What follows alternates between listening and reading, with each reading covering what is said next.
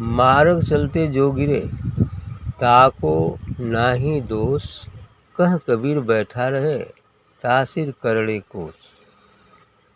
ठीक, अर्थात इस मार्ग पर चलते समय यदि कोई गिर भी जाता है तो कोई बात नहीं, उसका तो दोष नहीं है।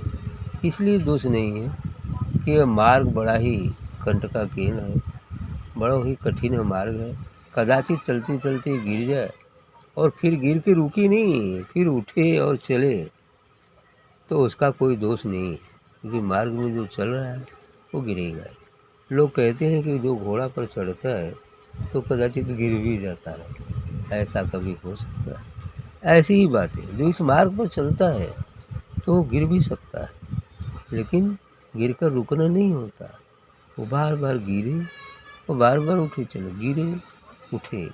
जैसे यदि बच्चा जो चलने नहीं आता है, वो जब भी चलना शुरू करता है तो वो बार बार गिरता है, बार बार गिरता है। यदि उस गिरने के भय से वो चलना ही छोड़ दे तो क्या कभी चल पाएगा? नहीं चल पाएगा। उसी प्रकार से यह मार्ग भी है। साधक एक बच्चे की सदृश ही होते हैं, और इस मार्ग पर चलते समय कभी उतार चढ़ाव होता है, कभी उतार होता है, कभी चढ़ाव होता है, कभी गिरना होता है, कभी उठना होता है। ऐसा ही भी होता है, लेकिन गिरते उठते संभलते एक दिन तो उनको भी ले लेंगे। ऐसा ही हो जाता है, फिर गिरना उठना बंद हो जाए, चढ़ गए तो चढ़ गए, ऐसे ही होता है। तो कह कबीर बैठा रहे, तासिर करड़े कोस।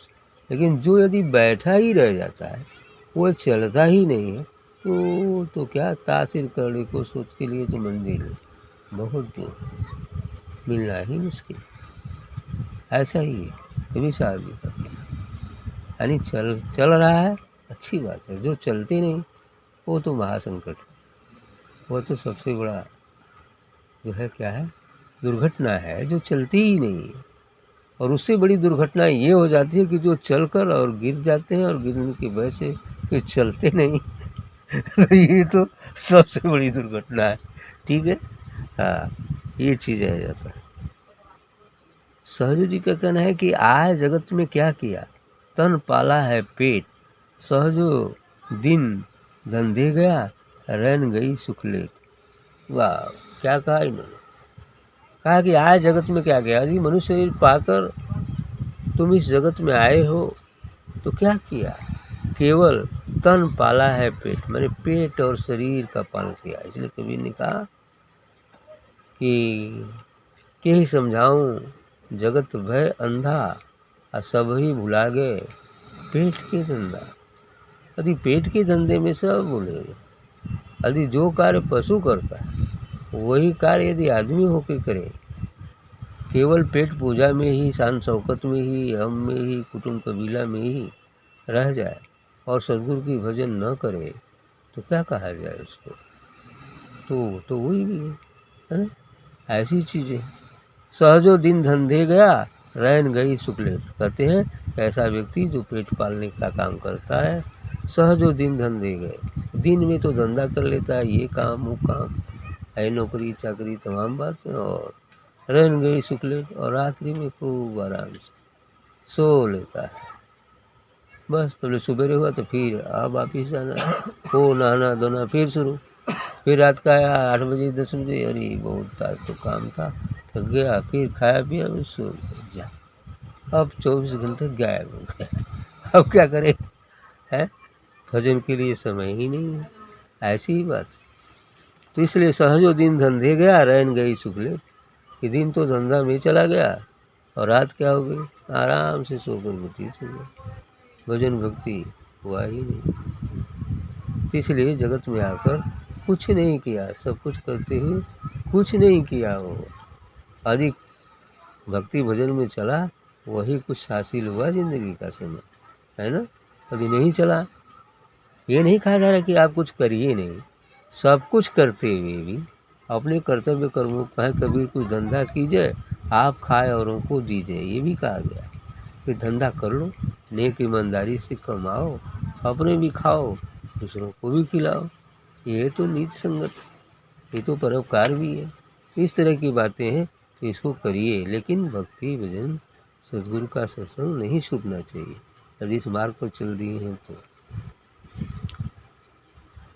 मन की दुविधा ना मिटे मुक्ति कहाँ ते होए, कौड़ी बदले नानका जन्म चला नरको।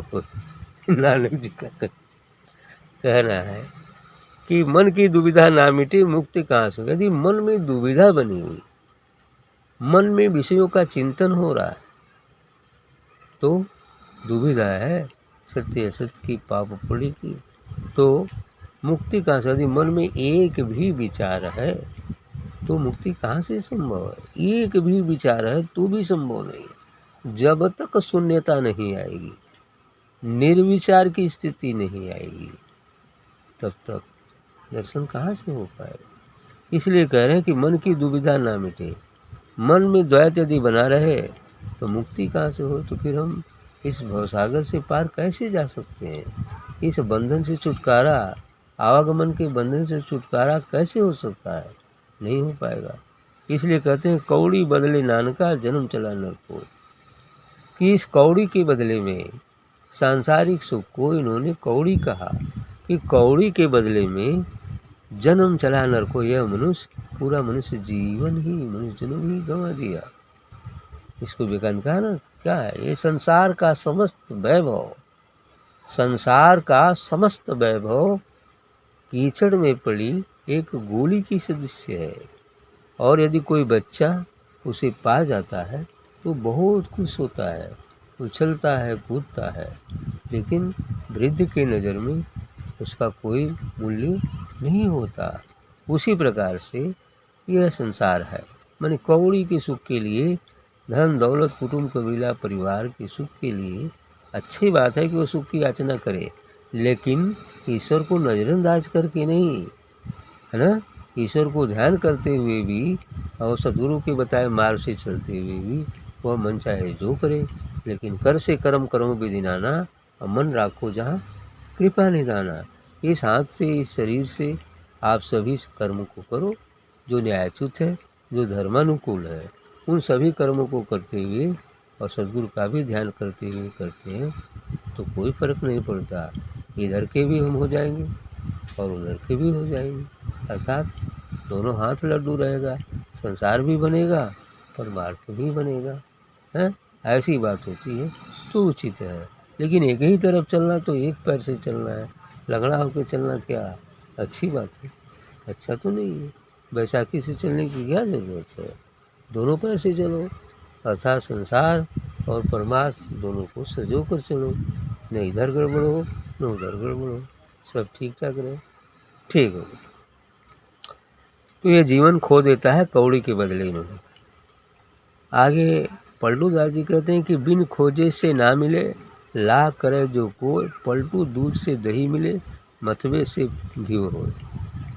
कहते बिना खोजे से कोई चीज़ नहीं मिलता है। जहाँ चाह है वहीं पर राह है। यदि इच्छा ही न हो, चाह ही न हो, तो मार्ग कहाँ से मिलेगा? नहीं मिलेगा।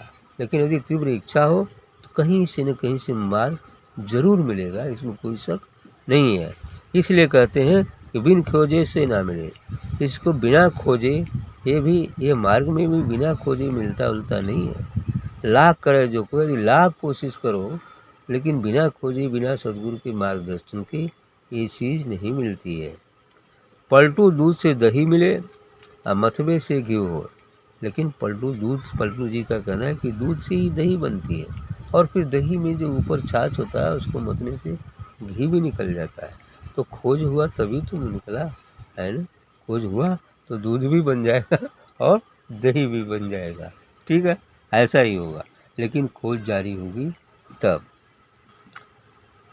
तो कबीर साहब कहते हैं जिन खोजा तिन पाइया, गहरे पानी पैठ, जो बौरी डूबन डरी रही किनारे बैठ। समुद्र में मोती मिलता है। अब जो वहाँ पहुँचता है तो यदि मोती वो चाहता है तो वो समुद्र में कूदेगा।